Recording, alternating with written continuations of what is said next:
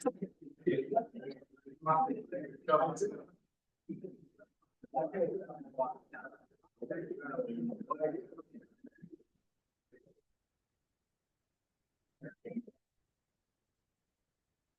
everyone. It's great to see you. This is S.A.V.E.'s first event since pre-COVID. So I have not met many of you in person. So it's a really tremendous thing to see what we actually look like. And it's so much better in person. I'd like to thank the Stroud Water Center for hosting this and the Stroud family for everything it's done for our community here. We are blessed to have a number of supporters and professional planners and local officials here, which is great. And in fact, we have representatives of all 5 municipalities along a section of the stretch of Route 41 that S.A.V.E. focuses on from Cochranville down to Delaware. We have 3 speakers. The first is Tim Stevenson. He's an engineer, project portfolio design manager at PennDOT. He has a lot on his plate. He is this is for District 6. It's a very large section. He's spoken here before. He's been very helpful to S.A.V.E., and he'll give us an update on PennDOT activities. Second will be Matt Edmond, recently named in the spring, Matt, Executive Director of the Chester County Planning Commission. Matt comes from Montgomery County, where he has extensive experience with design, construction, planning, funding for large infrastructure projects, which I'm sure will serve both him and us very well here. He's going, no doubt, to tout the 75th anniversary of the Planning Commission. And he'll also give his vision for the commission and talk about what it takes to get large projects to completion. So what I'd like the audience to think about this meeting as an extension of a summit that actually occurred over 4 years ago in New Garden Township.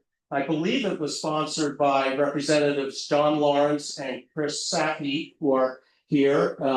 Thanks for attending. And at that summit, John Lawrence, if I may, offered that he would support infrastructure investment if and when the municipalities involved formed a consensus about what exactly they wanted. So that's something that we're trying to achieve here. And our keynote speaker will be Lucy Gibson, a consultant at Toole Design. She has expertise in traffic calming, safety, streetscape design. She was actually involved in our 2002 report entitled A 2-Lane Alternative for Route 41. And it went into great detail about how we envisioned the roadway in the future. And we still actually stand by that. So thank you for that, Lucy. And she will, in her talk, bring out how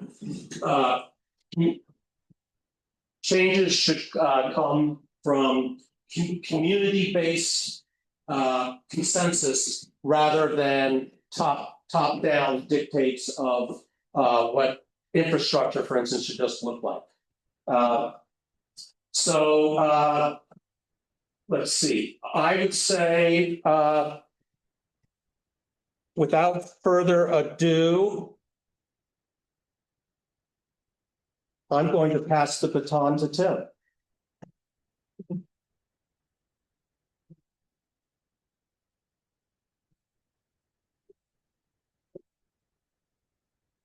Am I at a good place for Ready? Okay, very good. Thank you for having me tonight. My name is Tim Stevenson. My actual title would be PennDOT Assistant District Executive for Design for Project Delivery. So that's a mouthful. It's usually abbreviated for ADE design, or let anybody call me a portfolio manager, because that was the job that I had prior to getting into my current position. So it's October of 2025, and I would tell you about a year ago, we had the pleasure of opening up the first roundabout on Route 41 at 926.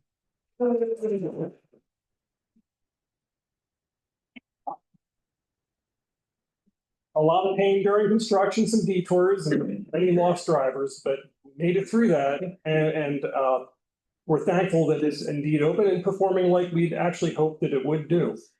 We've had a couple of accidents, as it would be, but we always have accidents, as it would be, but no fatalities. So we're really thrilled with the way it's going. We still are actually out at the job site cleaning up what would be stormwater measures, and we'll be wrapping that up here before long, and just turning it over to the township then for future maintenance.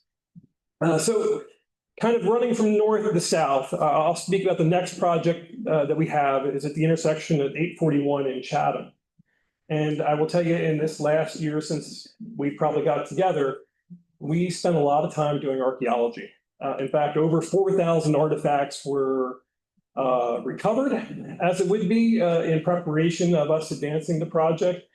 And I don't want to say there's a lot more there, but there's a lot more there. So we'll be ultimately putting together plans for how we will handle future artifact finds as we advance the project. But we're getting ready to have a determination of effect for the overall project as well as for archaeology. As you may know, Chatham is a historic village, and there are historic properties right there. So we're doing our best to try to minimize impacts to those resources. So early next spring, you'll probably see us putting together a determination of effect finding, at which point we'll be probably soliciting for input on how our proposed design might best blend with Chatham. Continuing down south, of course, we get to the Route 1 interchange, in which, as part of our Route 1 project, we're reconstructing a lot of Route 1, and including the overpass there at 41. When we reconstruct that interchange, we are proposing a roundabout for each of where the off-ramp and on-ramps would come in. And we're in preliminary design, actually anticipating having public meetings late this year or early next year to actually conclude preliminary engineering and start to getting into final design. So look for our website, and we'll be announcing public meetings for that project, both virtual and in person, in the end of this year, beginning of next year. And again, continuing south, the next project we've got winds up being at the State and First Avenue intersection in Avondale. I'm going to skip over that one and go right to the bridge, which is immediately below that one. The bridge, of course, as you may know, got a posted weight restriction on it, and it's got barriers on it where we tried to make sure that trucks wouldn't be on the outside of the bridge, which is where the beams are not as strong. And the original bridge there, many might know that it used to carry a railroad. So the center part is very, very, very strong. The where we widened in the past is the weaker area. And that's why you see the concrete barriers out there where we saw deterioration on those beams. We have been working on evaluating that bridge to see whether it could be rehabilitated or whether it would need to be replaced. And our early studies are showing that it's looking like we need to replace that bridge. The concrete's not as competent as we'd like. Again, look for us to be posting a alternatives analysis or at least a historic rehabilitation feasibility analysis to substantiate why we don't think we can rehabilitate the bridge or we can rehabilitate the bridge. That report is currently getting reviewed by central office and Federal Highway before we actually publish it and start seeking input on that. So that takes me back to the intersection. So the intersection was really kind of on hold as we finished up the bridge and had a better plan for that. Now that we seem to be having a plan for the bridge, we'll be starting to work on the intersection project. And I'm not anticipating it's going to be a big project, but we'll be looking to get input, obviously, from Avondale and from everybody as to what we do at that particular location. And I'll tell you, that's all the projects we got planned on 41. So That is it for me. thank you. And sorry, I should have mentioned anything.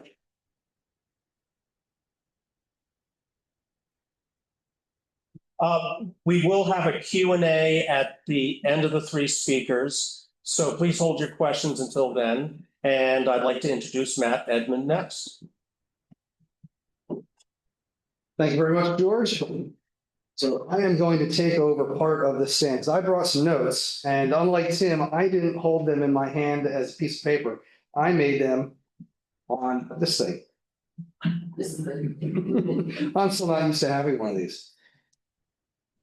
There we go. Now it turns on. All right. Oh boy.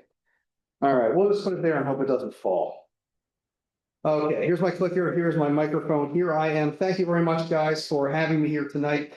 Full disclosure, I am probably the newest person in Chester County. So glad to be here, glad to meet some of you guys, looking forward to meeting more of you. As George had said, I actually do come from a transportation background before I joined the Planning Commission here in Chester County. I did a lot of things as our transportation planning director, Brian Steitch. Where are you in the crowd? There he is, right there. I just want to make sure you guys know that he's here. He's a great resource to talk to. He's a fantastic transportation planner. And make sure you direct all of your questions from me to him instead. Just kidding. So I'm going to try to dispense with a couple of important things. Boy, I'm really winning it in the tech world tonight, aren't I? Let's try turning it on. That'll help. Go ahead, Jess. There we go. Yep. Sorry, Jess. I figured out how to use that button myself. Thank you, though. All right, so we're all set. Now this is going to go smooth.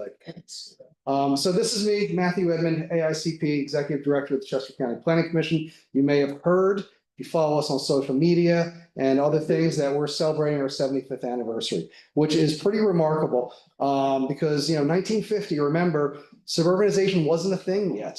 Highways weren't a thing yet. Widespread car ownership was not even really a thing yet. And yet our county commissioners 75 years ago had the foresight to say, Chester County is going to see growth. They're going to see population, people moving in, things happening, and we need to plan for it. So they created a planning commission long before you would expect a county like ours, no highways, not even touching Philadelphia, to actually establish this, along with other ones in the region. So pretty remarkable. And what I want you guys to know is a week from tonight, October 28th, Historic Yellow Springs, we're throwing a party.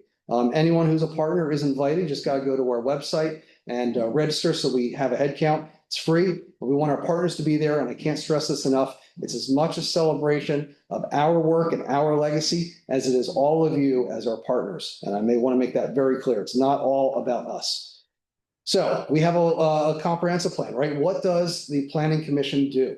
Most people don't know what planning commissions do, especially county planning commissions. And we have a bunch of functions. One of the main functions is that we do a comprehensive plan every 10 years. Landscapes 3 is the plan that we have today. And this does a couple of things. It lays out a land use vision, and that helps to inform our municipality zoning and a lot of other policy elements. And then, of course, we do have important policy elements in it as well. And it says things like pursue multimodal transportation improvements. Whereas maybe a generation or two ago, it would say, improve mobility, improve capacity, make it easier for drivers to get around. Nowadays in planning, we understand the ramifications of a lifetime of that, and we take a much more nuanced and balanced approach. And that's something that Landscapes 3 says. So that's very important to know because it trickles down into things like the Route 41 planning study. So Brian and his team were instrumental in working with the 5 municipalities in the corridor here and helping them to lay down the planning and the groundwork that you need to have a vision and to pursue actual improvements. That's one of the things they do best is they help to implement the plan. They work with our communities and help them go from point A to point Z. And so what happened was, knowing the issues with 41, knowing S.A.V.E.'s advocacy was so strong, they went out and they worked with them and said, first thing you need is a plan. And they said, we just so happens that we at the Planning Commission, we have $250,000 a year that our commissioners allocate to us for the Vision Partnership Program. And so they worked and they said, this is how you get a good grant application in. And this is kind of the things you want to look at and help municipalities through that process. And then, of course, they won the award. And then our municipal partners, many of you guys are in the room, with the help of the Planning Commission and other partners, hired Bowman, and Bowman is here. I see Chris Williams, I see Randy Waldermeyer. They were hired by this group to go ahead and do the Route 41 planning study. And so as that went along, right, our team and other partners helped to define that, help the group kind of build their vision. And that's what we have here. We have a planning study that looks at the corridor and different lengths of it and improvements that you need to make, as well as intersections and places for roundabouts. By the way, I do like roundabouts as well. So that kind of gets us to how do you fund the improvements that are in that plan that was just up on the screen. And so there's a thing called the TIP. And the TIP is a really powerful tool, but the TIP isn't the only tool. And in some cases, it may not be the right tool. And that's what George had asked me to talk a little bit about tonight. So we're going to spend the next hour going into. Oh, no, you got some other things to do? Okay. All right. Then we'll condense it in a couple minutes. So the TIP, long story short, TIP is the region's capital budget for federal and state transportation money. So every time you and I go gas up in our car, portion of every gallon of gas we buy, whatever 320, 330, whatever it is in your community, somewhere in that range, a portion of that goes to the state and a portion of that goes to feds. And that money goes to, eventually it all goes to Commonwealth, and they apportion it to our region, to PennDOT, to Tim. Tim controls all that money. He's got hundreds of millions in his portfolio. Just kidding. So don't mob Tim about that. He doesn't quite do that anymore. But that's where it all goes. And the TIP is the budget for how we spend it. So if you want to, put a roundabout in at 41 and 926, and you want the TIP to pay for it, there's a process you have to go through. It involves a lot of players. But again, it's not a panacea. So the TIP is really good for when you have a long corridor-wide project. So if you talk to Randy and you say, Randy, remind me again, what's in the Route 41 study? He's going to say there are points along 41 where you might have intersection improvements, or short stretches where you might have bike lanes. And then you're going to have these recommendations that are much longer than that, maybe a couple of miles. And that's where possibly where you put a better shoulder in, right? Or you do sidewalks for a really long stretch. And that's what the TIP is good for. These really long, linear, irregular areas where the right of way gets wide and narrow, and you want to do a consistent cross section. And I'll tell you why, because the TIP is a trade-off. And this is really important to know. The TIP is a trade-off. It's a great tool. If you can get in there, you save your municipality a lot of money. But everything has a price. And the price you pay to be in the TIP is time. Remember, Tim just told you that there's some projects they're working on, like I think it's the White Clay Creek Bridge, if I have that right. And he was talking a little bit about engineering speak, of the environmental process, which is, well, summarizes the environmental process. And, there's things that we do to make sure that our projects become good projects, but they take a while. And we're in a democracy, so you have to involve other partners. You have to get input and consensus and work together. Democracy is messy. It takes time. That's the TIP. The TIP is democracy. So you'll save a lot of money. Your municipality won't have to spend a lot. But you'll, after 10 to 15 years, you'll say, this thing's still not done yet. That's the price you pay going in the TIP. But there's an alternative, and it's the exact opposite, where you can get things done faster, but it's going to cost you more. And so those are state grants, like the Multimodal Transportation Fund, the local share accounts. There's a host of other things that the state has put together the last 12 years as a way to kind of circumvent the TIP. And I hate to use that term because that sounds like it's bawdry a little bit, but it's just another avenue. It's another way to pursue projects. And so I've seen in Chester County and in my home of Montgomery County, where I still live, I've seen all sorts of projects use those other types of funding to do intersection improvements, to get roundabouts built. So there's really two different paths that you have to think about when you are chasing down projects. And our team, like Brian and his team, they're really good at helping you guys as partners kind of game plan that out and strategize. And Randy and Chris and their team at Bowman, they're good at that too. Randy actually worked for us for a many number of years, and he was a transportation planner. He led that group. So the team from Bowman, they can do this work for you too and help you out. But if you want to get in the TIP, if you have something long and linear and you think the TIP really is the way to go, there is a process. It goes through our office, and it goes through PennDOT, and it goes through DVRPC. That's the regional MPO or Metropolitan Planning Organization. Quick side question. How many of you guys in your fields of work have too many acronyms? Planners do. Anyone else? Don't be shy. We can admit it. So we have that 1,000 acronyms. Sorry for all the wordiness, but the Delaware Valley Regional Planning Commission, the TIP is done by them in consensus with PennDOT, and they involve all the 5 counties here in the Southeast as part of that. And so, the TIP, you have to realize though, that getting in the TIP can be a slog, just like getting through the TIP can be a slog too. And I had Brian run me some numbers. And just to give you guys, I'm trying to be honest about it and upfront of what it takes to get in the TIP and how difficult it can be. So our region gets highway money, right? It's roadway money that comes from the gas tax, and it's a portion to roads and bridges and what I'll call non-interstate highways like 202 and 1 and 30. And so 43 of the percent of the money that goes into this big roadway pot, I'll call it, bridges, roads, non-interstate highways, 43% of that goes to US route highways, limited access things like the numbers I just listed. Remember, US 1 is in Bucks as it is in Chester. 202 is in Chester as it is in Monco and Bucks. Route 1's in Delaware County, just like it is for us. And so almost half of that money, hundreds of millions of dollars over the course of 4 and 12 years goes to those things, which leaves a little over half of that for everything else. And you got to remember, we're talking 2,200 square miles, 5 counties.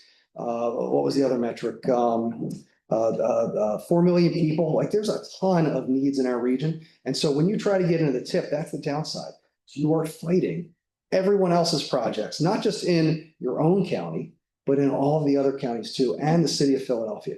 So Brian and his team, they work to try to get things into the TIP. It's a consensus building project. It's updated every 2 years. And it really comes down to every 2 years, looking at the money that PennDOT thinks our region's going to have over the next 4 and 12 years and saying, is that bigger than what we think it's going to cost now, 2 years of inflation later, to build the project we've already committed to? And if there's a gap between those two, it means you have money to add things. But if you don't, then it either stays just with the projects that we have, or actually we have to start moving projects out and delaying them. So it's numbers and it's on a page, but it's real. And it trickles down into trying to work with our team to advocate that things get into the TIP.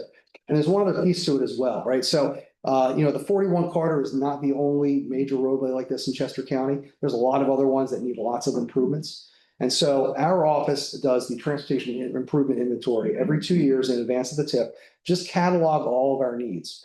And through a process that I won't go into because it takes a lot of time, we can talk about it offline.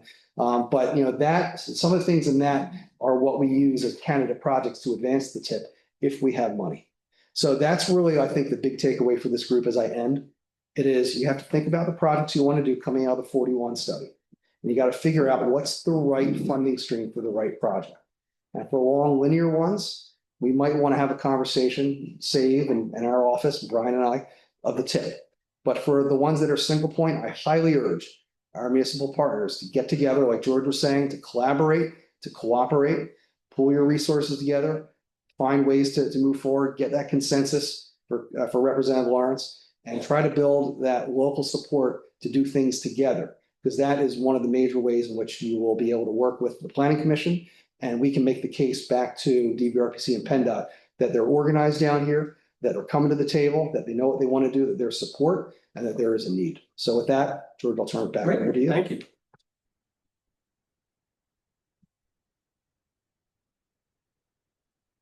Thank you, Matt. That was great. And I'd just like to elaborate that the Route 41 study actually had its genesis at this summit meeting in July of 2021.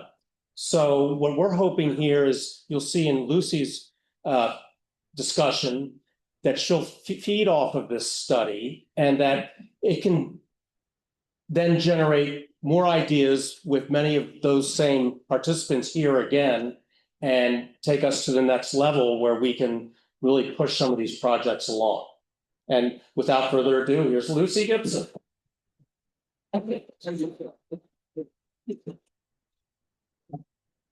Give me a moment to get this started.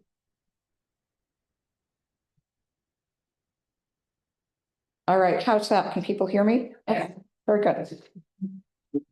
Well, thanks again. It's great to be back here. As George noted, I was here more than 20 years ago when there was a proposal floating around for a 4-laning widening of Route 41. And I think the process we started off and the work that S.A.V.E. has done has really taken a step back and looked at a broader look of what Route 41 should be, what does the community want it to look like, and obviously we're in a much different place.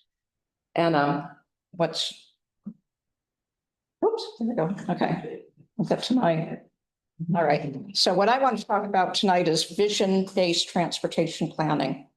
And it's something that, it's sometimes hard to define. It sounds a little lofty, but with all the number of moving parts that we have right now from PennDOT's projects and Chester County's work and the planning study started, and a lot of different pieces that would happen, it's really important to think of an overall overarching vision of what should happen on Route 41. How does it interact with the communities? So I'm going to plant some seeds tonight. Obviously, I don't have all the answers. The answers are really in the community for them to figure out, for you all to figure out. But I'll note that it's begin with the end in mind. And a vision-based transportation plan starts out with a clear statement of a vision that's aspirational, and it really outlines the desired future for the corridor, so that all the actions you take you can really weigh, is that getting us to where we want to be? And it captures collective outcomes. It's not just for one sector of the economy, for residents versus businesses. It's for the whole community to, everyone meet their needs collectively. And it's sometimes called backcasting. Backcasting is where you start out, if you look at the A, B, C, D there. A is to look in the future and think, what do we want it to be like in 20 years and 40 years? And then you look back at, well, what is it like today? And then what are the steps we take to get to that long-term vision where people can prosper, where everyone's needs are served, where the environment's whole, whatnot. And it's not always been how transportation planning is done, which is, based on a lot of models and projections and other things. So we really need to bring those practices together in alignment. So another thing about vision-based transportation is it really defines, for a corridor like Route 41, it defines the corridor broadly. It involves the people and the places and the traveled ways for all modes of transportation. A complete street, there's a lot of definitions I'm sure you've heard about, but it's, one definition is it's a street that's designed to comfortably accommodate all those who use the street. And what's important to think about are the street users, the diagram over on the right. The blue, the users in blue, those are the mobility, the vehicles, and that's conventionally been a really high priority in roadway planning. Over the last 20 or more years, we've gotten a lot better at planning for pedestrians, bikes, and other modes of transportation. But street users are also the land uses, the places and the communities that rely on those places. The streets connect us to those places. So a real broad definition of a complete street includes the places, the development, the buildings, the institutions that people rely on and are trying to get to. So one of the steps of making a vision-based corridor plan is to have a real clear vision statement. And this is just an example of one that I liked from other projects that we've worked on. But in this case, there's a number of vision themes. It's hard to get this all into one sentence, but safety and accessibility, and then connectivity, looking at a network more than just individual streets. Economic vitality, how well does the network or the roadway support the businesses and places that people are trying to make a living at or that need to access? And then a sense of place. What is the look and feel of the corridor? Does it make people feel proud to call that place their home or their place of work? A lot of times vision statements are based on a lot of public input, and we've got, there's such a great revolution addition in the last 20 years since I was last working on Route 41 of how to get public input and capture people's thoughts and what they want to see and what's important to them. And so I know you've seen word clouds from a lot of different projects, but it's a great way to capture sentiment of what's important. What are things we need to be thinking about? So a vision for Route 41, there's a sort of a start at one at the Route 41 planning study, but it's really more roadway focused. So I've been thinking about this a lot. If I've looked at the Chester County landscapes plan, which is really a great plan, and a lot of the local plans. So one of the statements that seems to help guide us would be from the Chester County landscapes plan that in 2045, Chester County abounds with healthy natural areas, robust farms, cherished historic sites, diverse housing, thriving businesses, quality education, accessible transportation, and vibrant communities for all. So that's more the kind of vision statement that's overarching. And when you're doing a corridor plan, you really need to look at that overarching kind of vision for the corridor and not just a vision for a specific roadway. A few ideas of what Route 41 might be able to role it might play in that vision. It could support high quality, compact infill development. What I've seen in a lot of the local plans is more of a focus on walkable, compact development, partly to meet housing needs and housing preferences, and partly to save farmland from being developed and bring people to where they have more access to people, places, and things. Route 41 provide transportation. It can be accessed by all, no matter what mode of transportation they're using, including those without a vehicle.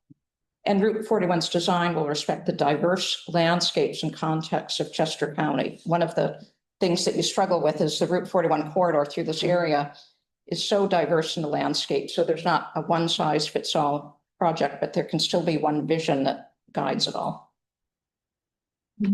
This is a very long list. I won't try to go through all of it or expect people to understand it, but what this is it's developed by a colleague at Toole, Ian Lockwood, and it shows this kind of considerations and the values that on that first column has characterized a sort of roadway planning approach that's really been something that's done for the last 50 years as the cars started becoming the primary way people get around. And what we really need to shift is more of a community first approach, where we are looking at the community vision, the public good. We look at making it easier to make short trips by all different modes of transportation, as opposed to promoting making longer trips by cars. It advances local priorities. It advances space speeds and safety for all people. And it really increases social opportunities, social interaction, and an identity and character.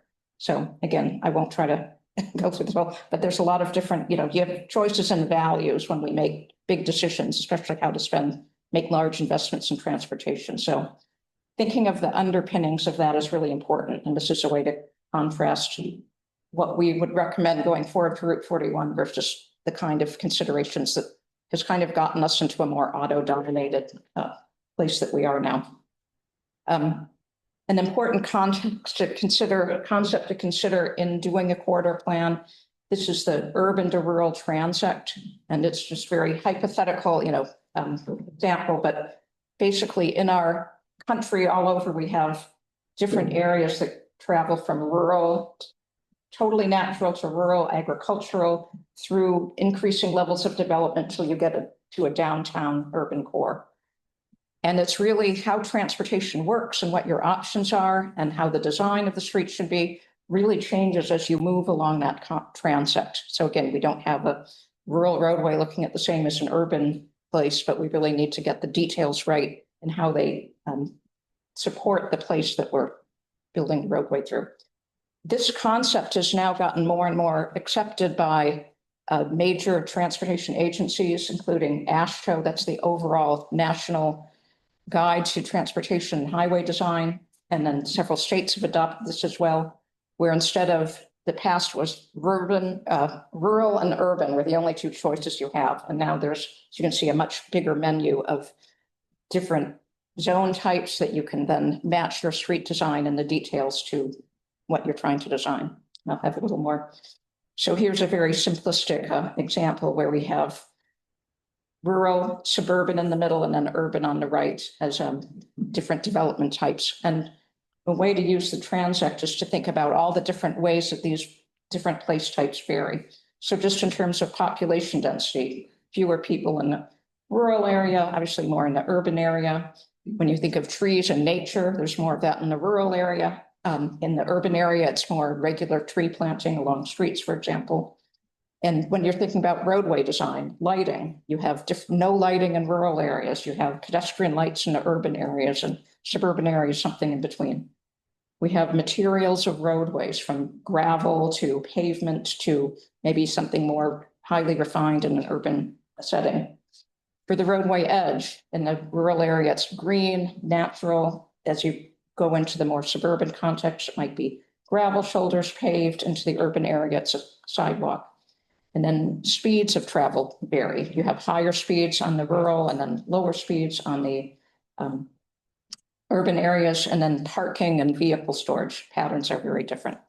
So the point of this is just to say, we need to think about where we are within the corridor, what's the context, and put all the different pieces together in a way that will unify place.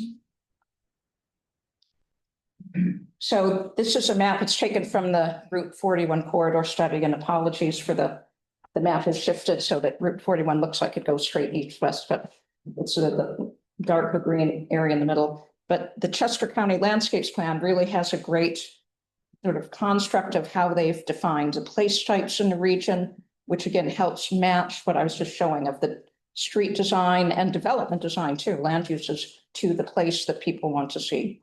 So in the Route 41 corridor, we go from very rural in Londonderry and London Grove, and then getting into a little more suburban development on the east side of Route 1 in London Grove. Avondale is the only urban center in this designation in the corridor, and that is quite a different place. And then more suburban and New Garden, but I think we've heard hints about New Garden is on the precipice of a lot of change, as is a part of London Grove. So this is, again, a great time to be really thinking about, this is the context now. What's the future context you want to create, and what does it look like? And to make sure that plans for Route 41 will support that. Here's another look at the same types of land use zones. They're nicely illustrating the plan as well. That figure on the right is from the Chester County Landscapes Plan. And it gives a lot of definition of what's an urban center like, what's a suburban center, and so on. And a few of the things I pulled from the plan are shown on the left. In those center areas, the streets and places are walkable and supportive of transit. The details vary with the context. And in the rural areas, a key aspect is to avoid widening roads, but accommodate bicycles. I'll just go back. So this is a little bit of a matching up with some of the places along the corridor to the context zone that really gives you a lot. A lot of great work has been done that a new plan for Route 41 could really build on. So some ideas of thinking about a plan for Route 41. Obviously, I'm not presenting a plan, but thinking about things to think about as you might go forward with something. This is a graphic from the Route 41 planning study. And it's not clear to me from the report what question was being asked, but these were people's answers. And maybe I think it's something like, what do you think of when you think of Route 41? So pretty negative, congested, dangerous, busy. So these are definitely the problems that people are thinking about when they think about Route 41. So, but the plan really needs to think, what are the solutions? What is the right way to go about it? So going back to this list, we have a congested road.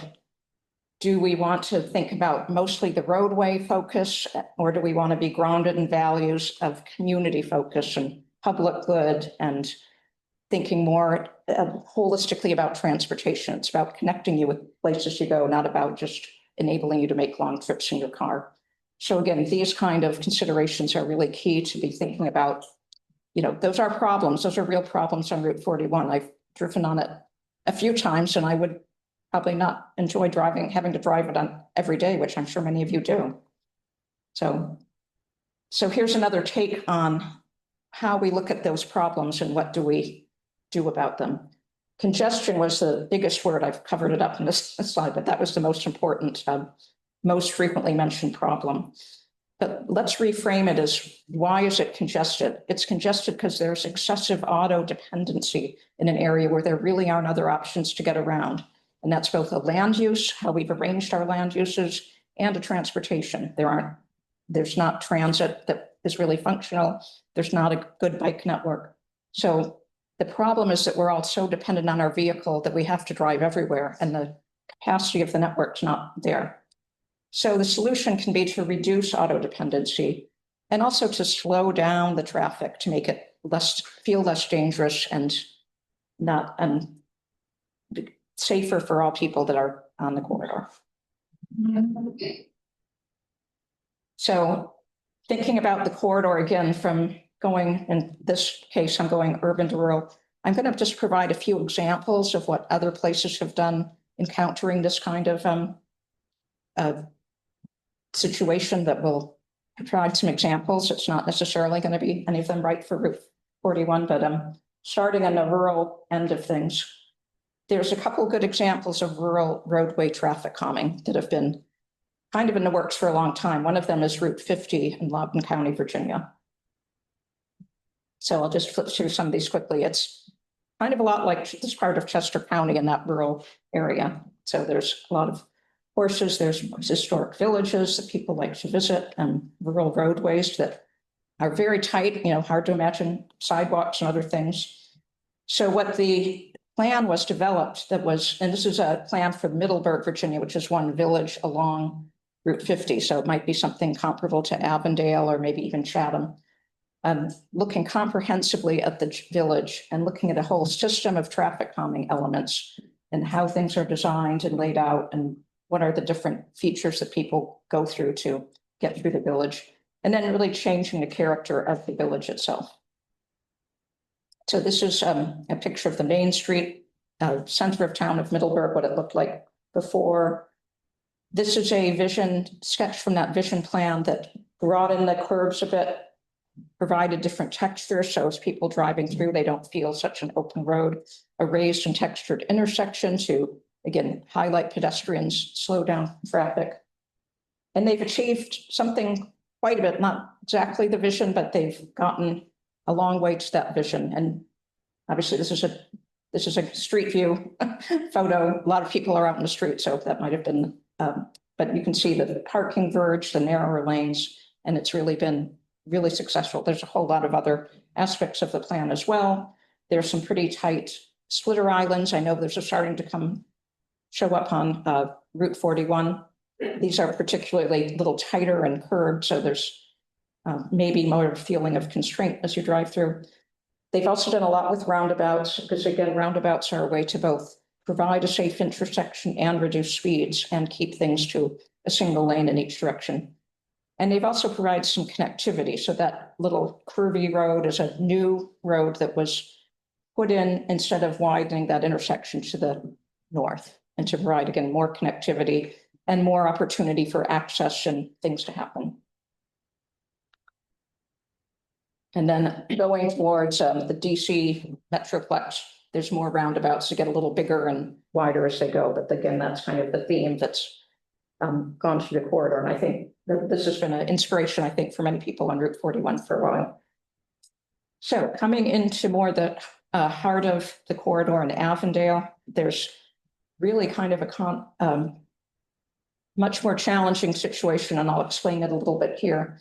So the yellow line here is a Route 41's corridor. The yellow lines coming in and then going off to the east there is the Baltimore Pike.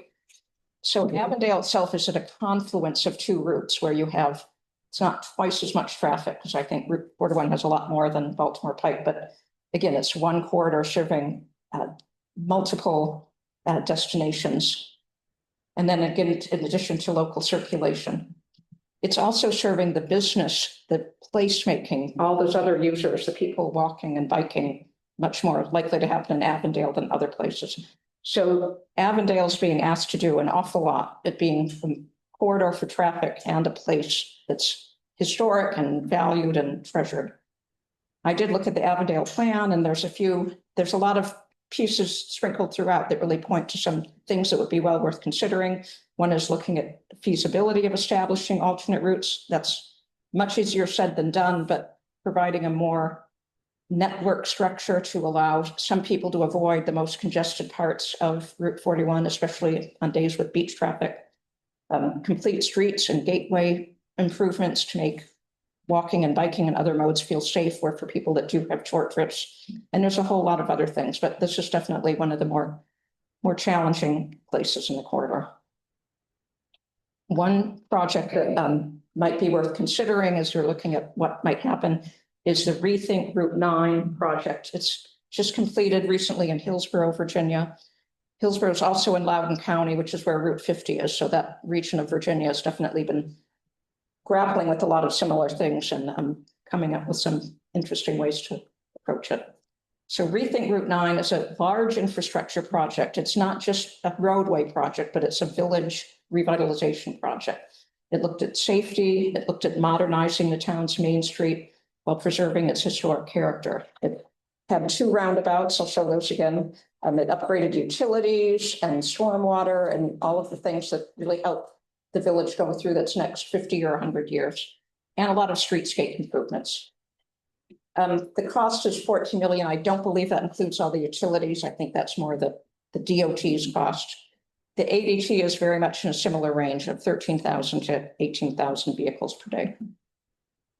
So here's an aerial that's, the village is there in the middle. It's, I think something smaller than Avondale, bigger than Chatham. So again, not a perfect example. And then roundabouts on either end where, again, they have a similar situation of a confluence of traffic coming through right through the village. And then here's just a few shots of what it looked like. They did a really high quality, narrowing the road, widening to pedestrian realm, providing, again, those context sensitive features and traffic calming. And then here are some gateway treatments. They're a little tighter and harder and, you know, a little more effective at slowing cars down when you're right in the village. And this is also a raised crossing. So the next area that I'll talk a little bit about some ideas for are where we have the suburban. I mean, one area is in London Grove, the suburban center, and then a New Garden where it's all considered suburban now, but there's certainly a lot potentially happening that could really change the character, the density, and all the activities in New Garden. This is probably outdated. It was an example of a development plan that I think is floating around, so I don't want to be causing any consternation, but you know, there's definitely people thinking about more dense development, and in terms of having shorter trips and keeping people close to each other so they can make more trips without a car, that's all great. Again, there's a lot in the details of how you mix uses and how you connect places and how you make it really a comfortable place to walk or bike or take transit. So couple of things to consider with these areas is that street connectivity can be a really important way to mitigate congestion. Route 41, we know people think it's congested. I would say they're right. It's got a lot of traffic on it. It doesn't mean there shouldn't be any more growth, but it means that the growth should happen in a way that really allows people to avoid having to add to the burden on Route 41.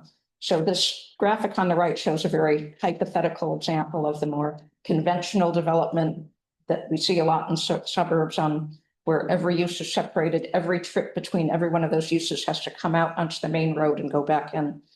Where more, and this is an extreme example, I'll say, so we're not probably going to see anything that different, but the lower part of the graphic shows a highly connected street network with mixed use development that might be more vertically mixed, where you'd have commercial on the floor and residential above, or single family homes. But people can get around within their community without having to use the main road. So these kind of models of how development could happen should be kind of front and center in people's minds as you think about changes that might be coming. For transit to work in the area, we would want to see densities of something between 6 and 12 units per acre in a suburban setting. Some people say the number is even higher than that, but to get a place transit oriented, to get people proximate within walking distance to transit, that's kind of density. And that doesn't mean skyscrapers, but it does mean, you know, something more dense than maybe what's happening, what you see currently now. And I don't know all the details of what's planned, but that would be something to think about as you're proposing. Here's a few examples. These are obviously larger urban areas. So again, not perfect examples here, but just to show what can happen with a plan, with a form-based code is a term that's used to kind of be the framework for these kind of changes. So this is Bethesda Row in Bethesda, Maryland. The graphic on the left is very fuzzy because it's an old aerial photo, but it was basically a shopping center area, a lot of big parking lots and one-story buildings. And the graphic on the right, the aerial photo on the right, is what it looks like today. And again, it's hard to see from an aerial, but those are taller buildings, structured parking, a lot of people living there, a lot of activity, a lot of economic value happening there, and a very popular place to live. This is a street level view of that one curved street. So you can see people living in close proximity, able to live efficiently. There's a complete street with nice wide sidewalks, bike lanes, on-street parking, but it really allows people to live much less auto-dependently. And again, this might be not something that fits in New Garden or Londonderry, but it's the kind of change that we're seeing more and more, and that really reflects those values of proximity, providing people choices how they get around, and providing economic value. Another quick example is Del Mar and Lakewood, Colorado. This is a shopping center, a shopping mall, really, a mall in the middle and surrounded by parking.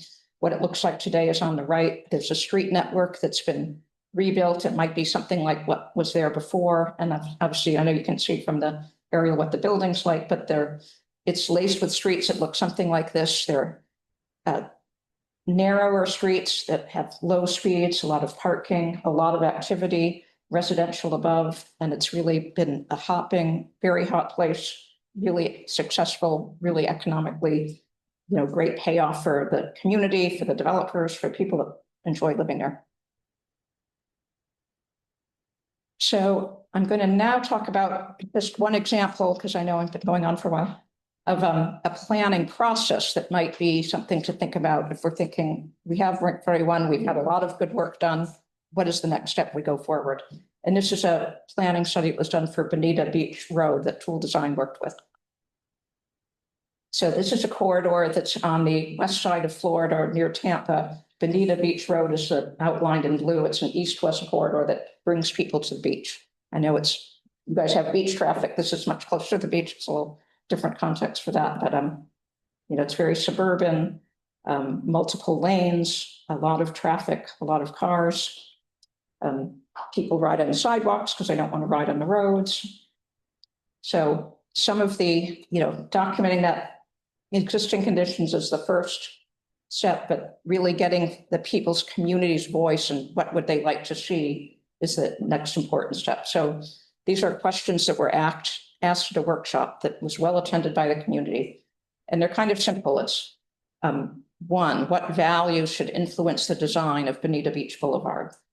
Two, what do you like about the corridor today and what do you want to preserve? Three, what do you dislike and would like to see change?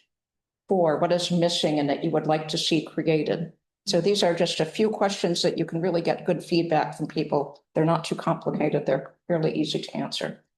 So these are some of the answers we got. And again, this is an easy way to quickly capture the sentiment of the community that you're working with. So these are the values that should shape the design. So beauty, identity, slow speeds, aesthetics. Again, won't go into too much detail, but you can get the idea of this is what you like and want to preserve, access, residential communities, what you dislike and want to change. One of the big ones is no parallel roads. Everyone, the way the street network's designed, everyone, all local trips and through trips need to use that same road. And again, there's not enough options both for routes or other modes, and lack of identity. What is missing and that you want to create, lots of ideas here. And these are all good things to bring in to a planning and design process to look forward. So it's just a quote. One person said, we want Bonita Springs to be a place, not somewhere where people just drive through quickly. And a big part of the plan, because of that lack of connectivity, was to look at the network. So you can see there's only one east-west street through there, and that's hence part of the problem. Everyone has to drive through their local trips and through trips. So making some connections to strategically avoid, provide some other options, looking at the number of lanes and looking at the character zones. So having a little more diversification, again, not a uniform design from different contexts, but match what happens within the land uses and community goals for each zone. And then looking at the network ideas, again, to connect the network and both accommodate growth, but do it in a way that really enhances transportation and travel. So here's some ideas that came from the workshops was street networks that connect. So you have multiple ways to and through and around the area. That also really sets up a great framework for walkable, compact development. These can all go hand in hand. And you're making investment both in the streets that will not only serve mobility and serve as an alternate route around the main road, but it will provide a framework for growth and development. And then also drilling into the details. So getting some street designs that are really much more detailed that you can share with people. You know, is this what you mean? What do you think? Do you like it? Do you not like it? So that's kind of part of the plan to go both the big picture and that drilling down into the details. And given it's Florida and biking is something that you can do most months of the year, that was a big part of that plan. So I'm going to wrap up here with thinking about, you know, what kind of plan should the communities here do to achieve your vision? And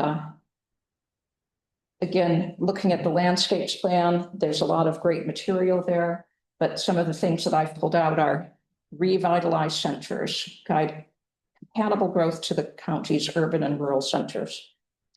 Transportation choices, expand public transit, pedestrian bicycle networks. Those can all be overlaid in a plan for Route 41. Collaboration, promote effective multi-municipal and partner cooperation. That's really essential for a corridor of this stage, both for, especially for the transportation infrastructure, but for all kinds of infrastructure and for development. Some of the things that the plans tell us about the communities in the areas that there's really seeing a shifting preference. So while the past 50 years have been dominated with a lot of single family homes going throughout the area, Chester County is no different than so many places in the US. People are seeking a more experiential experience, retail, a diverse work environment, and housing options in walkable locations. And that is a big market that can be both lucrative and serve the community's needs for more diverse types of housing. Historic designations and heritage tourism bring positive economic health.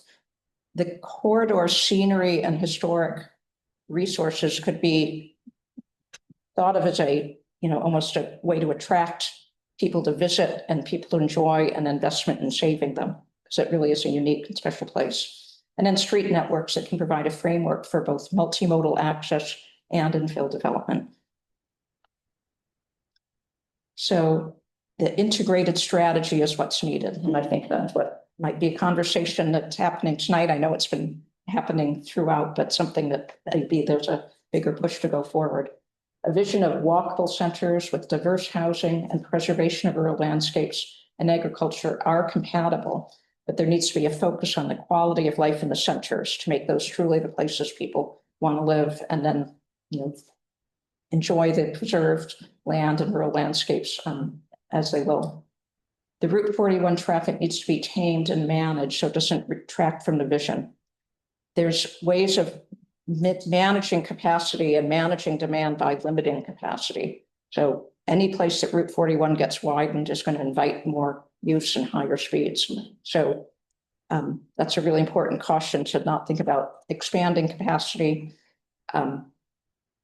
considering what those impacts of that might be on the downstream communities. And that vibrant communities are places where vehicle traffic provides access but does not dominate the setting. The setting should be the whole community and not just the roadway. Sorry, more words, but these are all the things pulled out from the plans. So it should be guided for what people want to see in their communities. Over and over again, people have said that mixed use walkable development is desired in those contact center areas. So the plan for Route 41 can advance that and support it and be compatible with it. A vision plan is proactive and seeks to implement the vision. It's not reactive to current conditions and past practices. So again, we don't want to get bogged down by what all the problems of Route 41 as much as look ahead and what do we want it to be like and what are the steps to get there. Route 41 is there to serve the communities and not the other way around. it is a regional corridor, but the character of the street can affect how drivers behave and perceive their surroundings. There is a lot of aggressive driving, and drivers do react to the setting. So creating an environment where aggressive driving or fast driving is really uncomfortable is the way to make it feel safer and have lower speeds. Anything widening, anything clearing out from the edge of the road will invite higher speeds. So getting that balance right is really important, and moving in that direction again of those values. So a safer, calmer Route 41 is possible, but only if that's the primary goal of the design. So that is what I have today to share, and I think we'll entertain questions.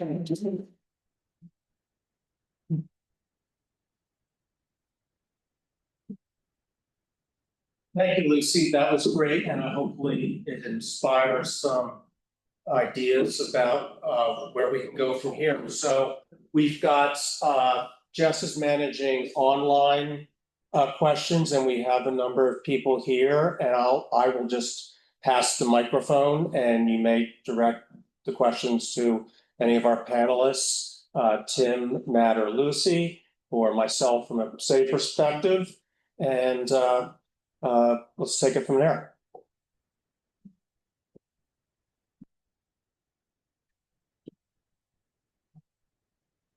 Richard, yes. Yes, in the context of what Lucy has just provided everyone in the audience, specifically the elected officials, both state and local, what does S.A.V.E., what's S.A.V.E.'s plan for Route 41 in terms of gathering up ideas from these different municipalities? In other words, walk us through the process of what S.A.V.E. is doing vis-a-vis S.A.V.E.'s vision for Route 41.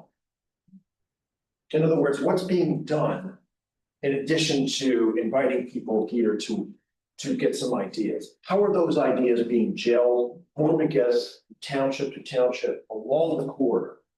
And once that's accumulated, where will it go? In other words, how will it be affected, and how will it potentially see itself in the future of Route 41? Yeah, so I would refer back to how S.A.V.E. really came into existence, which was when over 25 years ago, there was the proposal to widen lanes, put in bypasses, and other significant changes, which we thought would be self-defeating.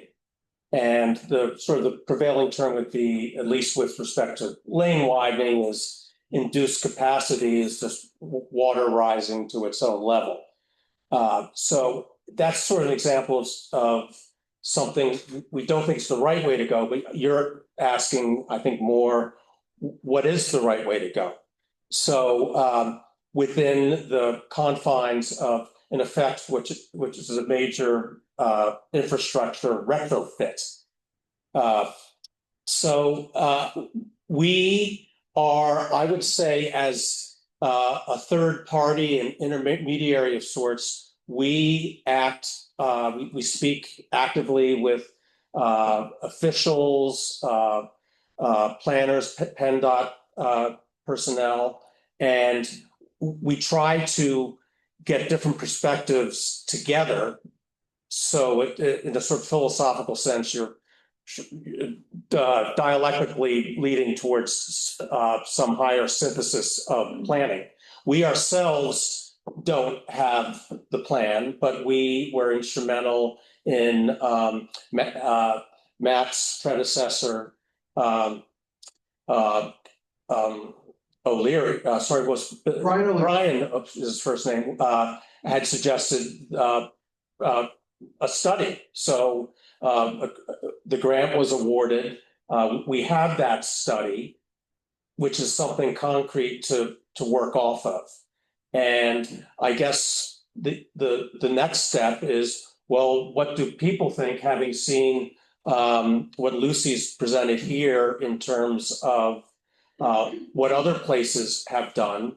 I thought the Virginia town would almost looked identical to a street in Avondale. And there are both sort of piecemeal solutions, but they must really be done in sort of the holistic sense of the roadway. So there's no point in putting in verges, other sort of traffic calming measures if half a mile down the road there's road widening, which will then encourage speeding, more aggressive driving, which then only narrows to create a bottleneck. So that would be an example of thinking that's not holistic and not really getting us anywhere. But in all fairness, Lucy's examples were superb. Those were examples of progress made. And I think everyone in this room will say that there hasn't really been much progress on Route 41. It's constantly being put forward at tables and meetings like this. And that's all well and good because it solidifies ideas.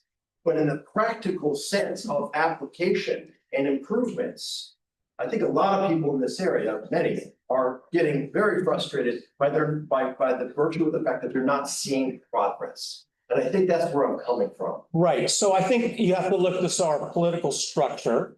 So I don't believe there are townships in New Jersey. And so we have a version of hyper-localism, if you will, in which understandably townships are looking after their own concerns first, and then sort of holistic ones, how they connect to adjoining municipalities second. And we're trying to get people together at the table to say, well, there is a sort of enlightened self-interest where both the individual townships and the, say, in this case, the 10-mile stretch of Route 41 can benefit mutually. But yes, please, Matt. Yes, if you don't mind, please, if I could try to answer your question a little bit, build off of what George said. Where should I stand? I don't want to stand by the window. Stand here, if that's all right. I think George is right in the sense that really in Pennsylvania, it starts and ends with our local municipalities. So our townships and then Avondale is our borough in the middle of this corridor. They have to work together, and it starts by talking. So, I'm not sure, because again, I'm the new guy here. I'm so sorry. But I'm pretty sure there are township officials here. Are there township officials here? Yeah, right. So it's you guys working together. And what I would invite you and as residents and members of S.A.V.E. to advocate for is approach our office potentially about trying to work together in some sort of regional planning partnership. So this is something that we have the Honeybrook Township and Honeybrook Borough, the northern part of the county, nearby here at the Oxford region. They have been planning together. They have a regional comprehensive plan, especially Oxford. They've had one for decades and they're updating it right now. And that's a way for municipalities to work together, kind of vision together for the shared interests that they have, whether it's a roadway corridor or whether it's land use or whether it's, strengthening the borough in the middle of the area and balancing land uses. Like that's a tool that our municipalities have that they can band together with, do a regional comp plan. And our office has a lot of experience doing that. And even if these 5 municipalities, 4 townships in the borough, decide they don't want to have a regional comprehensive plan, a formal document, you can still work with our office and we can help you to organize, to have ongoing meetings and to have something that ties you guys together. And 41 could be it. But that's, I think, the building block to mobilizing our municipalities to not just, come out to these things and hear about what we need to do in 41, and not even to have colloquial conversations about how, well, do you want to support me if I try to go get this grant for this one intersection, but to actively be meeting all the time, be talking about planning issues, make 41 part of it and make it like an established thing that you do, not just a one-off, but a regular thing that you do. So again, I want to put it out there that if any of those 5 towns, any 2 or more, want to start to partner and have regular conversations and even maybe turn it into a regional comprehensive planning effort, see Brian, see myself, we will be there in a heartbeat to help you. Well, thank you, Matt. That's very helpful. And so I guess, Richard, you're asking what can S.A.V.E. do? I mean, we've had discussions about possibly having a post-annual event workshop. Another official suggested maybe there should be a task force. That's where, you end up edging from sort of informal consultations to formal groups and activities. So I'm not exactly sure what the best step is. So we're going to wait for feedback from this evening. And everyone sort of knows what the problem is, right? We've all encountered various issues crossing Chatham, the road at Chatham, or just congestion. And we have a lot potentially occurring in New Garden.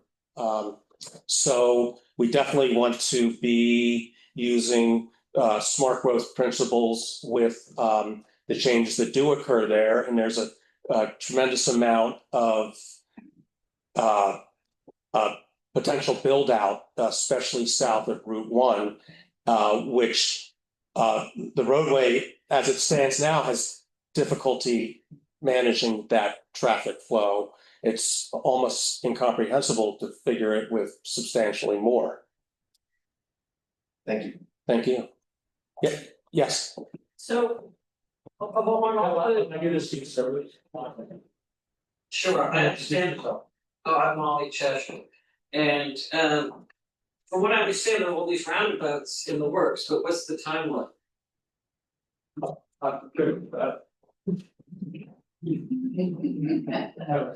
Good question. Obviously, we are not meeting expectations as far as getting things done. You gotta find that. We got one done. We're very happy to have gotten that first one done, and really kind of addressed the concern that we had heard even in the development of how it's not going to be able to work. And a year later, it's showing that it's working. Right? So Chatham is most likely next as far as having that roundabout done. Obviously, we're in preliminary design. And 5 years? well, so I will tell you, we'll probably be in preliminary design for another year, at which point then we should be going into final design. And final design will probably be about a 2-year process, thereabouts, because it takes right-of-way acquisition, coordination with utility companies, make sure the relocations are all laid out before we actually go to construction. And then construction, and obviously, just like with 926, we're going to see detours for that one when we go ahead and construct that project as well. Beyond that, one is it being a Route 1 interchange, and Route 1, like I said, we're going to be having NEPA clearance, I believe, or we're ending preliminary design and going into final design. About first quarter next year. And again, another project that's going to probably be in final design for about 2 years, might be longer. A lot of more work involved in that corridor as it would be. That doesn't have stormwater management facilities, and so we're working around all that and trying to make sure that we advance that giant corridor project as it would be, right? So again, probably around the same time, we're probably Chatham might go first. So why don't you just elaborate on what's being proposed at the Route 1 interchange, because it's quite substantial. Correct, and obviously, if you've been there today, it's just the traditional diamond type interchange with traffic signals, right? And when we reconstruct it, it's going to be, you come up to the intersection, and it will be roundabouts, and it's going to be such that it will provide for future widening, as it would be, with the traffic growth anticipated right there in that stretch of road heading down right towards Avondale. That stretch of road we're expecting a lot of growth, as you know.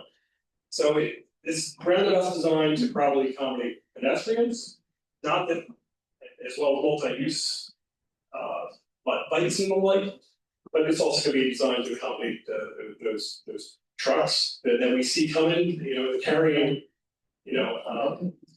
mobile homes down the highway, right? And so it's going to be nice size roundabout, much like the one at 926, and a little bit bigger. That's the only roundabouts that we don't have planned right now on 41. Of course, we got some other locations on Route 1, some of the other interchanges. So, Yeah, constructed 5 years. Fine, so it's open, excuse me, 5 years. Minimum.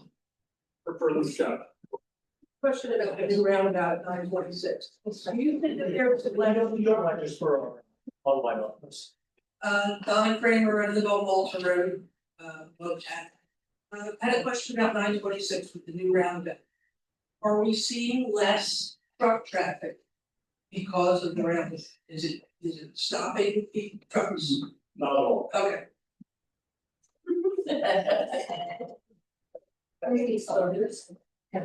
No, That's what we got. we're not seeing less truck traffic, but to you, I'm sorry, Tim.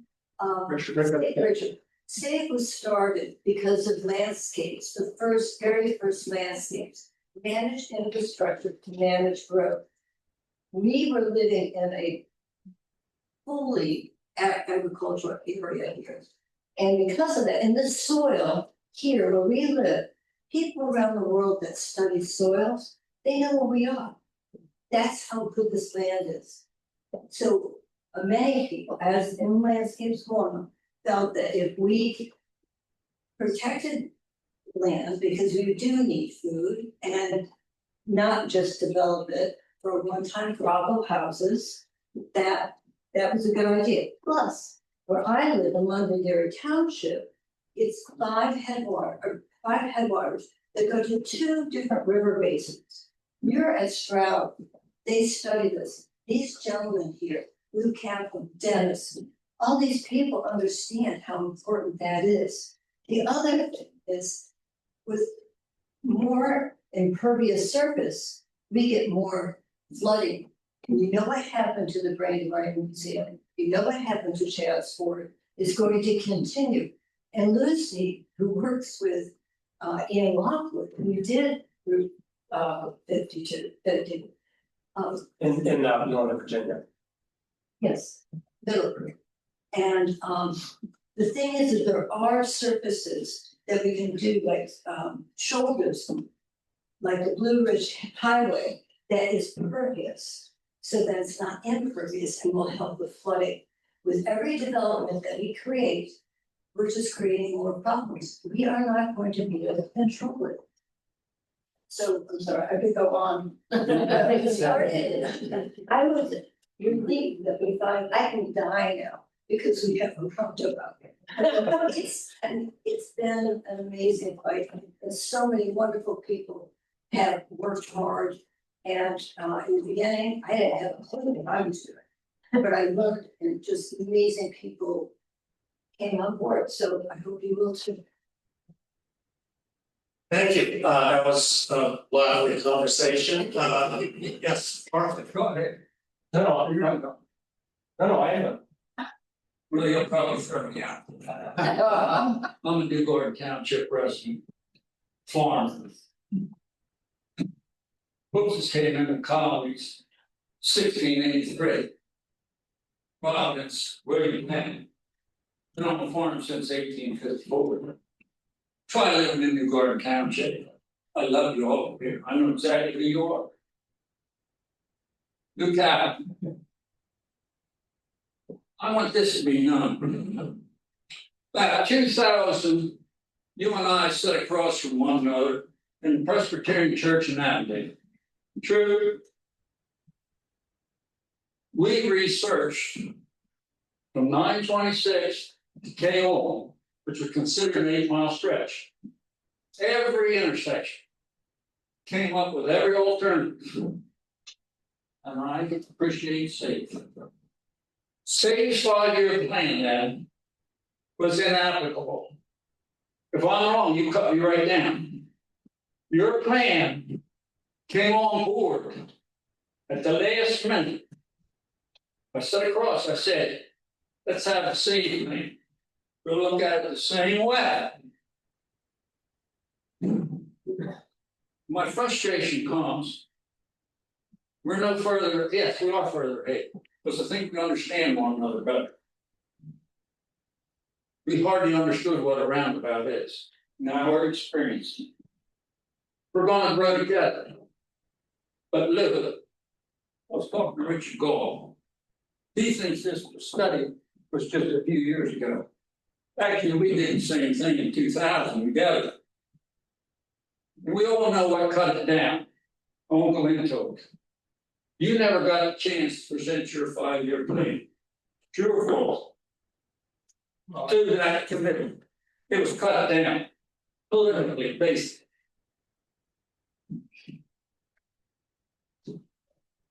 Here we are. I was on the board of supervisors. 3-2, put that White Clay one in. It was cut down again. They wanted a condo, that was the only difference. I don't go back and try to say that plan is better than what I see now. But I call S.A.V.E. in on this group. Because we need you. We're a different breed of cat. South, that route is one expressway. Northern up here is totally different. I love you for what you got. I can't push a button and move my phone.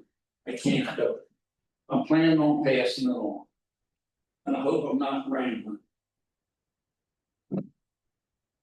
But we got to maintain the quality of life now in a way. We need your help. I think we understand one another better. And I think that's where the positive thing was for that time to work together in 2000 or so. That we can really sit down in these municipalities, understand one another, what our needs are, what your needs are, and come with a plan that we can go to PennDOT. And we're not like scattered chickens or something. Another place we're not looking at is Kennettsburg and the Route 1 Oklahoma Pike. Tremendous, comes right in down there. There's tremendous expansion happening there. And Richard Gold is going to have a bit of a conference or debate or whatever, or looking into that. And it's identity and everything. And I really am concerned with maintaining our identity in New Garden. We get along, but London Road's going to change big time. If we could just get our traffic maybe to Route 1 Expressway, maybe just get them there somehow. Another thing happens in Allendale, the train goes across too. And I know it has to do it, so you're dealing with a lot. And Lou, have I told you, have I talked out of hand or said anything here that you would correct? I would say that in response to the preacher, tonight really is a first step. Gathering this book from 5 out that represent 10 miles Delaware, 790. And I really appreciate Matt's suggestion that one way to approach getting a consensus from those municipalities is to have them work together on a regional plan. I guess I would have a question for Lucy, and that is, have you worked with multi-municipalities? You showed us a broad range of content as we have on. Have you worked with municipalities that span that range? And what was that process like to bring them together? So here, can I? Oh, I'm sorry, you do. So we've worked on many corridor plans, which is a really important scale to involve all, corridors are often going through at least several municipalities, sometimes even longer. Excuse me. And that is a good scale for looking at both a bigger transportation function and the land uses. The whole of Chester County, that's too big of a scale to drill into a problem like this. And then the local plans are, again, they have well-developed local plans, but they're each looking within their borders. So that corridor scale is very common. And what we find the best way to do it is with a lot of public involvement. We like to use a process called a design charrette, where we'll actually all come down and be in residence for a whole week, have a lot of meetings, a lot of opportunities for people to come and share information. And then for the team to develop some really quickly, some design concepts to share with people and see what things are in the right direction, what's in the wrong direction. And that was that project in Bonita Boulevard that I showed in Florida. That was exactly that kind of a process. A lot of input. Have it done more quickly. These things that get drawn out are very frustrating. So having more of a jump start, seize the energy people have is a great way to do it if the moment is right. And it seems like the moment is right with the amount of potential change coming, and which can be great for opportunity for investment. It can also be scary if people think it's going to make traffic worse. So getting ahead of that is a corridor plan like that with multi-jurisdictions, because they're all affected by development, even if it's only one community, is a really powerful way. And it might be just as well to focus south of Route 1 or to go all the way out. I mean, there's either way could work. So. Great. I see back there. Any more comments or questions about ESC? Thank you, our first elected. There you go. Steve Alabama, New Garden Township. I do have a question for PennDOT. But I just wanted to say our neighbors in London Grove are here, our neighbors in Avondale. If you look at our end of the corridor south of the Route 1 bypass, there's the potential for roughly 1,000 new units between London Grove and New Garden. That's where we need to focus. In the early 2000s, I was on the board. We purchased the property in the corner of Baltimore Pike and New York Road. It's not part of the corridor. It'll be part of the detour. The bridge falls into the White Cloud. Because, and that detour plan is not there. Do we have any update on the bridge itself? That's changed. Yeah, thank you. So the bridge itself, I mean, again, the bridge is safe and it's open. We are looking like we're going to be replacing it, right? And you're right, we don't necessarily have our detour plan ironed out for that. And obviously, one thing that we're also looking to do is improve the intersection there at Newark Road and Old Baltimore Pike, right?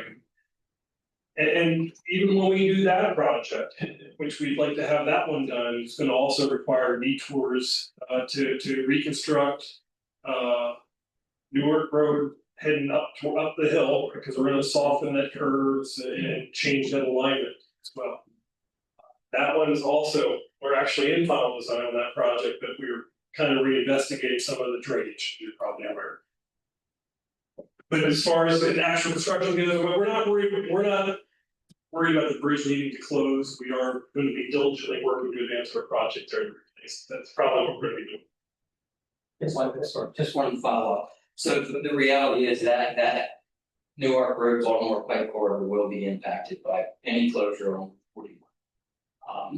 And I would gather to say that Newark Road and 41, if you exclude Route 1 bypass and 41, is probably one of the busier intersections along the entire corridor. Correct? When it comes to traffic counts. So again, we're south of Route 1 bypass. And then you have the Avondale Borough where it even gets worse, where you have two main thoroughfares that meet and on two lanes road. And I don't know what the answer is. And Richard, to your question, what we're trying to do from our side is share information. You saw our proposed plans up there. We need help. We need help from them. Thank you. Thank you. We have an online question from Jess. We'll read it out loud.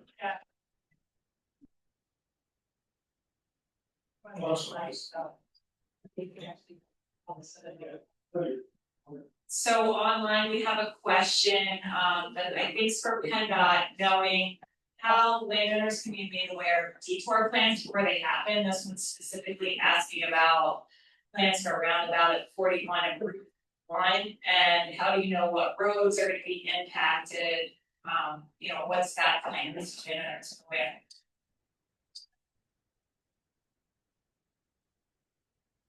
So to answer that question about what's gonna happen at Route 1 and 41, I'll just block where I stand, so. That intersection, or that interchange, we haven't developed our final traffic control plans for actually how we're gonna reconstruct the bridge over Route 1 as well as the ramps. But as part of our upcoming public involvement meeting, we will be identifying what our detour plans are, or MPT or regs for extra traffic would look like as part of that project. That's the kind of details that we're working on right now to see how we're going to handle it. But when the bridge would actually close on 41, we would be looking to detour traffic down through Delaware. That would be the official posted detour road, most likely. I mean, it wouldn't be Newark Road, it would be a bigger detour and it's gonna require coordination with our state partners to the south. And Tim, Yes, you're not there yet, but when you get your detour plans, you'll have them up on your website. That you're probably 2-3 years away from that, but when they're developed, everybody will be able to get it. We'll have them available as we complete NEPA on every one of our projects. We'll identify how we're going to do traffic control. Sorry, so my apologies again.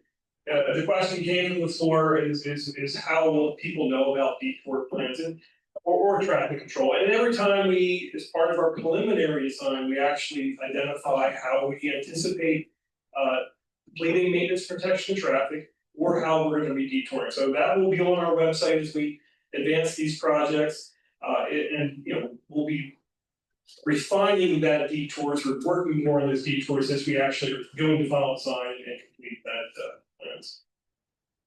good. So it's 7:30, as Lou said, this is sort of the next step, and we'll be actually contacting many people here for follow-up input. And I think we've covered a lot of good ground. Any final comments that someone would like to make? Yes, Lou. Oh, I'm sorry. Oh, Amy. Just a point I'd like to mention, I think there's been incredible progress, even though it might not be as quick as everyone would want. And that's on the macro level. But on the micro level, pointing to Lucy's point of community interest, we're here because it is our community and we have to live in it. And we see everything, everyone swirling around it or through it, I should say. I think we also have to remember that our county, the #1 industry is agriculture. And if you look at the amount of preservation of properties, farms, it's over 32% preserved throughout the entire county. Many thanks to Diana Hoops and many in this room. That also being said, a lot of the townships that filter into into 41 and 1 are through roads that are not only that we live on, but our farmers live on. And a lot of those properties and areas are somewhere between 60% preserved farms and up to over 80% preserved farms. So I think we really have to remember that people driving on these roads, it has to be safer. And with all the things that we have to go through with bureaucracy to get any change, like roundabouts, etc. Because of bureaucracy, there have got to be things that can be done on the short term and very less expensive, i.e. not even cutting back the banks, make our roads appear smaller and narrower. That can be done immediately without having to go through, and in addition to the roundabouts and all that. But I just think we need to remind people where we live. It is already preserved and we have to keep that quality of life as that is our community interest. So thank you for everyone, what you do. Thank you, Amy. That's well said, and that's really S.A.V.E.'s mission is to promote the quality of life and character of this area. And Dennis, is that at hand? Yeah, I'd like to say something. I've been on this for a long time. One of the things that Lucy mentioned was this concept of induced traffic. If you people that they will come. And I just think we all have to remember that when originally when we were looking at this, we're talking about a 4-lane highway all the way from Parkville practically down to the state line. When you have an intersection, you all are familiar with intersections of two 4-lane highways. Very briefly, that's the recipe for an urban cluster. I think one thing we have to think about is, what would this area look like? If those plans had gone forward 20 years ago, and we would have had two crossroads of two 4-lane highways and everything that would have brought. Yeah, I guess it's been a long-standing board member and gadfly. I say. So, hey, on that note, sorry. For me.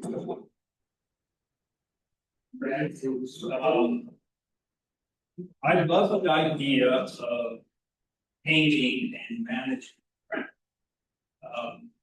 What does tame and manage truck traffic in Avondale look like?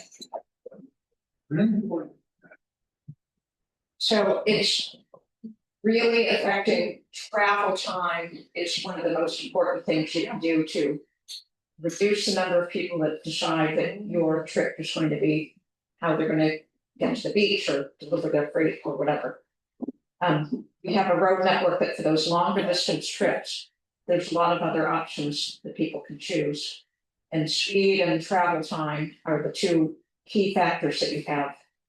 A third one for trucks would be enforcement. You know, there's a lower weight limit on the bridge right now. And observing what I saw today were a lot of trucks. I don't know if they're all really under 47 tons. I think 20, I don't remember the number offhand, but it was a restricted weight limit. And that's another way to just ensure that the trucks that are coming here are within the weight limit and have a driver who's not overtaxed and that kind of thing, so that you make the safest conditions you can have. But the one thing is speed, and so widening roads, adding lanes, doing things that allow people to go through faster is going to have the opposite effect of trying to manage and reduce the growth of traffic. There's a lot of traffic on the road that are people who are making a longer trip because it's easy, or making a trip that they could make somewhere else. So people in cars and trucks actually have a lot of choice to adapt to other routes. Some people are trying to get to work at a certain time, and they're not among those, but at any given time, there's a lot of people that could make different choices, and they choose where they go based on the infrastructure that's provided. So that's something we can change. Yes, one final. I'm gonna get super quick. Okay, yes, I'm just curious how you reconcile lowering traffic volumes and density while still thinking that you'll attract retail, or just going to allow people to have shorter trips and be a destination yourself. Because the number one thing, as you know, that retailers look at is traffic volume. Number two is house stops or rooftops. And it's really designing the retail to serve those short trips and local people. You know, if you're going to have a huge Home Depot that's serving a big area, that's a hard thing to, it's a lot about the type of retail, how it's designed, and given the trends and preferences and the fact that there's already a lot of big format retail that's kind of underutilized, not necessarily doing well. It's really looking at a downtown retail type establishment that's small, that people can make multiple trips in one, only parking once. There's a lot of things like that that can really make it have a lot of activity with a lot fewer trips and shorter trips. So it's a lot about the arrangement of things and the street network and both how the buildings are. So there's a whole lot to it that would be really neat to explore for this area. It seems like there's opportunities to think about that as you think about the future. Great, well, let's keep the conversation going with that, and there's still some refreshments and food here, so with that, we'll call the evening. Thank you.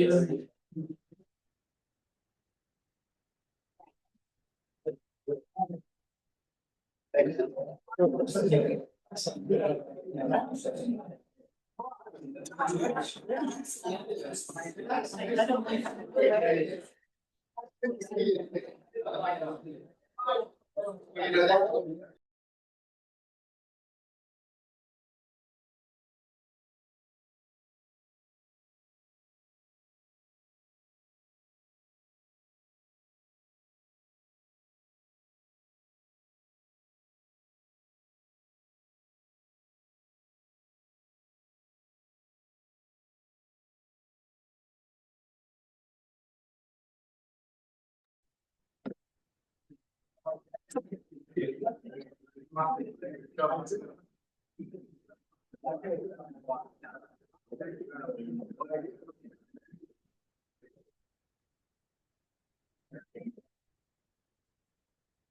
Hi, everyone. It's great to see you. This is S.A.V.E.'s first event since pre-COVID. So I have not met many of you in person. So it's a really tremendous thing to see what we actually look like. And it's so much better in person. I'd like to thank the Stroud Water Center for hosting this and the Stroud family for everything it's done for our community here. We are blessed to have a number of supporters and professional planners and local officials here, which is great. And in fact, we have representatives of all 5 municipalities along a section of the stretch of Route 41 that S.A.V.E. focuses on from Cochranville down to Delaware. We have 3 speakers. The first is Tim Stevenson. He's an engineer, project portfolio design manager at PennDOT. He has a lot on his plate. This is for District 6. It's a very large section. He's spoken here before. He's been very helpful to S.A.V.E., and he'll give us an update on PennDOT activities. Second will be Matt Edmond, recently named in the spring, Matt, Executive Director of the Chester County Planning Commission. Matt comes from Montgomery County, where he has extensive experience with design, construction, planning, funding for large infrastructure projects, which I'm sure will serve both him and us very well here. He's going, no doubt, to tout the 75th anniversary of the Planning Commission. And he'll also give his vision for the commission and talk about what it takes to get large projects to completion. So what I'd like the audience to think about this meeting as an extension of a summit that actually occurred over 4 years ago in New Garden Township. I believe it was sponsored by Representatives John Lawrence and Chris S.A.V.E., who are here. Thanks for attending. And at that summit, John Lawrence, if I may, offered that he would support infrastructure investment if and when the municipalities involved formed a consensus about what exactly they wanted. So that's something that we're trying to achieve here. And our keynote speaker will be Lucy Gibson, a consultant at Toole Design. She has expertise in traffic calming, safety, streetscape design. She was actually involved in our 2002 report entitled A Two-Lane Alternative for Route 41. And it went into great detail about how we envisioned the roadway in the future. And we still actually stand by that. So thank you for that, Lucy. And she will, in her talk, bring out how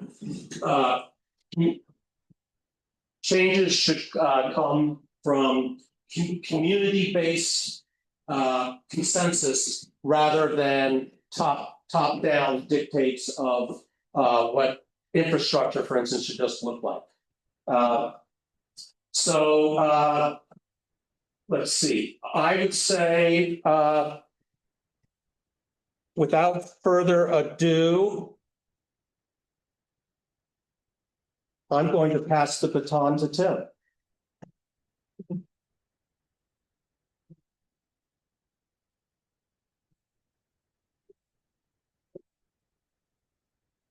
Am I at a good place for? Ready? Okay, very good.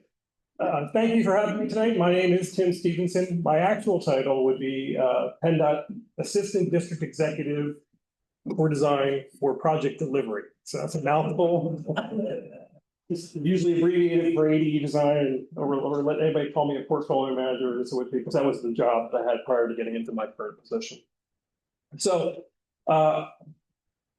it's October of 2025, and I would tell you about a year ago, we had the pleasure of opening up the first roundabout on Route 41 at 926.